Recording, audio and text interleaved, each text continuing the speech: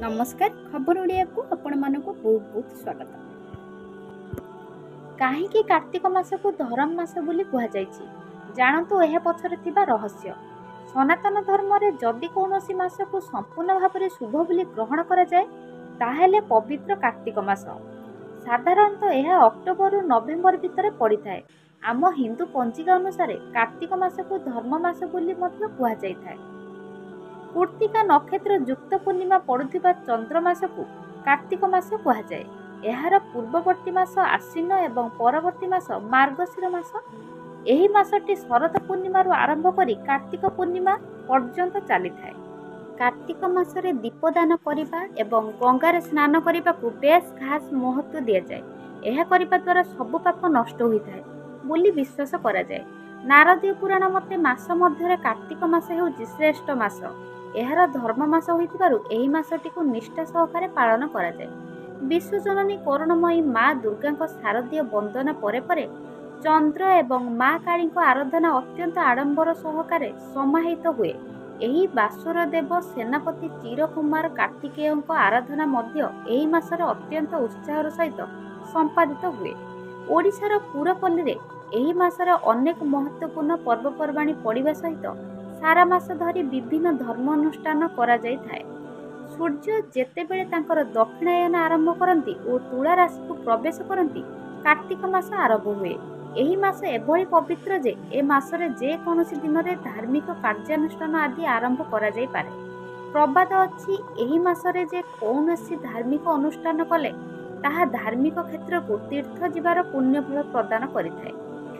पुराण रे वर्णित कथा अनुसार भगवान विष्णु देवशयन एकादशी रे जोग निद्रा रे गमन करी 4 मास पर अर्थात एही कार्तिक मासरे देव प्रबोधिनी एकादशी दिन जोग निद्रा उठिथिले और एक पवित्र समय आगमन होइथिला।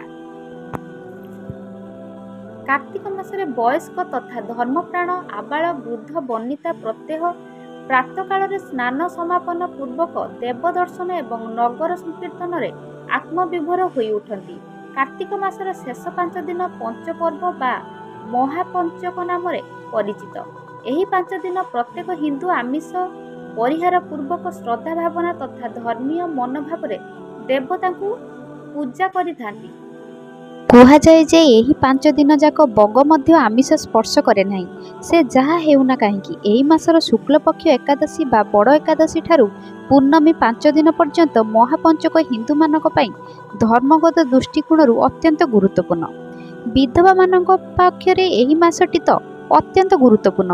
ସେମାନେ ହବିଷ୍ୟ ପାଳନ ପୂର୍ବକ ପ୍ରତ୍ୟହ ସନ୍ଧ୍ୟାରେ ଆକାଶ ଦୀପ ପ୍ରଜ୍ୱଳନ କରିଥାନ୍ତି। ପ୍ରତ୍ୟେକ ଦିନ ପ୍ରତ୍ୟୁଷରୁ ଶଯ୍ୟା ତ୍ୟାଗ କରି ସ୍ନାନ କରି ସେମାନେ ଦେବାଦେବୀ ଦର୍ଶନ ପାଇଁ ଯାଆନ୍ତି ଏବଂ ଦେବାଳୟରୁ ଫେରିବା ପରେ ତୁଳସୀ ବୃକ୍ଷ ପାଖରେ ଅତ୍ୟନ୍ତ ଭକ୍ତି ସହକାରେ କାର୍ତ୍ତିକ ମହାତ୍ମ୍ୟ ପାଠ ଓ ଶ୍ରବଣ କରନ୍ତି। କାର୍ତ୍ତିକ ମାସରେ ପୁରୀରେ ହବିଷ ପାଇଁ ହବିଷାଳୀଙ୍କ ବହୁ ଭିଡ଼ ପରିଲକ୍ଷିତ ହୋଇଥାଏ। ପୌରାଣିକ ତଥ୍ୟ ଅନୁଯାୟୀ ପରମ ପିତା ବ୍ରହ୍ମା ବ୍ରହ୍ମର୍ଷି ନାରଦଙ୍କୁ କାର୍ତ୍ତିକ ମାସର ମହାତ୍ମ୍ୟ ବୁଝାଇ କହିଛନ୍ତି। ମାସମାନଙ୍କ ମଧ୍ୟରେ କାର୍ତ୍ତିକ, ଦେବତାମାନଙ୍କ ମଧ୍ୟରେ ଭଗବାନ ବିଷ୍ଣୁ ଏବଂ ତୀର୍ଥମାନଙ୍କ ମଧ୍ୟରେ ବଦ୍ରିକା ଧାମ ଶ୍ରେଷ୍ଠ ଅଟେ।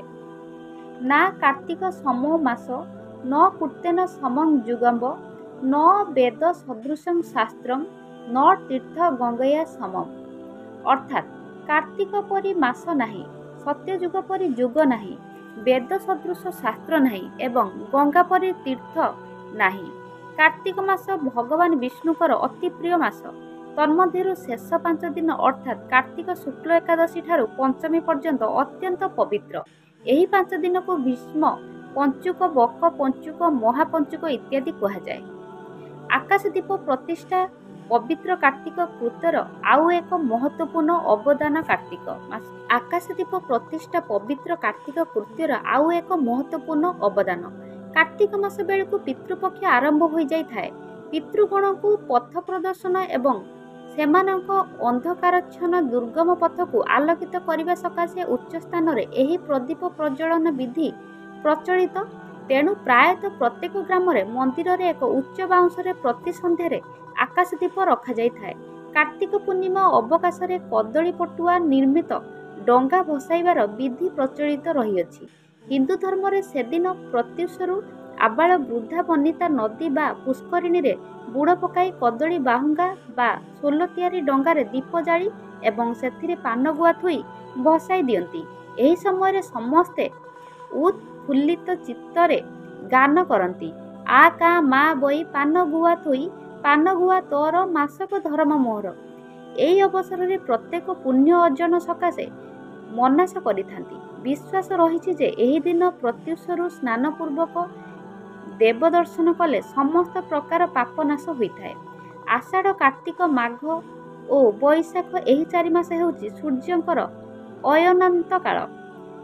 ସମ୍ଭବତଃ ଏହି ଅୟନାନ୍ତ ଦିବସମାନଙ୍କରେ ସୌରଭ ଦେବଙ୍କ ଉପାସନା କରାଯାଏ। ପୌରାଣିକ ଅନୁଧ୍ୟାନରୁ ଏହି 4 ମାସ ଧର୍ମ ଦୃଷ୍ଟିରୁ ଶୁଭପ୍ରଦ ଏବଂ ଦେବଦେବୀଙ୍କ ଉପାସନା ସକାଶେ ଅତ୍ୟନ୍ତ ଅନୁକୂଳ। ତେଣୁ ଏହି 4 ମାସର ଆଦ୍ୟବନ ଆ କା ମା ବଇକୁ ଡଙ୍ଗା ଭସାଇବା ସମୟରେ ଗାନ କରାଯାଇଥାଏ।